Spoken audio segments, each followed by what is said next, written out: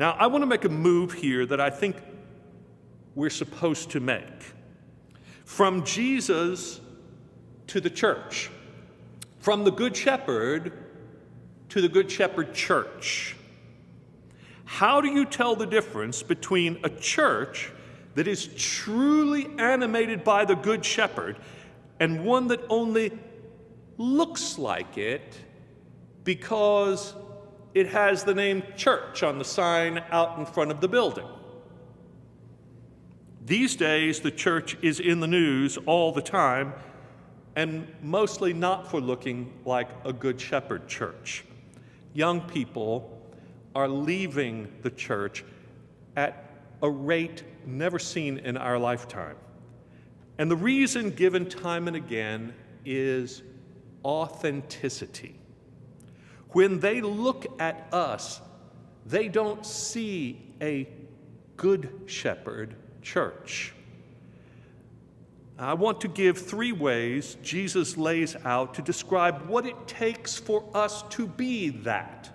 A truly authentic church, a good church, a beautiful church to which people are drawn. First, like Jesus who gave his life for the world, the church has to lay down its life for those who are threatened and vulnerable to the wolves all around. The Good Shepherd Church also lays down its life for the sheep. Now, we've just received the guilty verdicts in the Derek Chauvin trial for his reckless killing of a black man in Minneapolis named George Floyd. The duty of police is to protect and serve. They are like shepherds in that sense. And in this case, actually, Officer Chauvin failed in his duty and was more like a wolf than a shepherd. But the bigger cultural story, I think, is the legacy of brutality against black Americans in our country. The painful history of the white church in America is that time and again it has been on the side of the wolves instead of the sheep. We have defended the oppressors instead of the oppressed. From the time of chattel slavery, we have made a false case, a phony case from the Bible for the idolatrous system of white supremacy.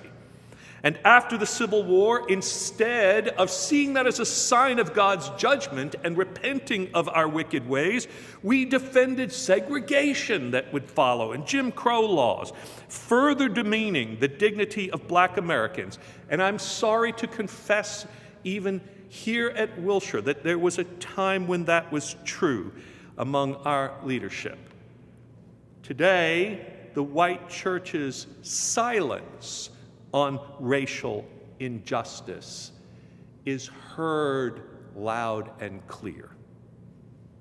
In this way, we are more like the hireling Jesus talks about, that is more concerned with his own welfare than with the sheep he is protecting.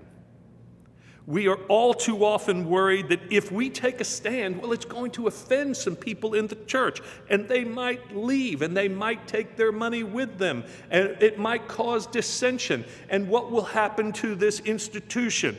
But a good shepherd church can only be good if it lays down its life for the sheep.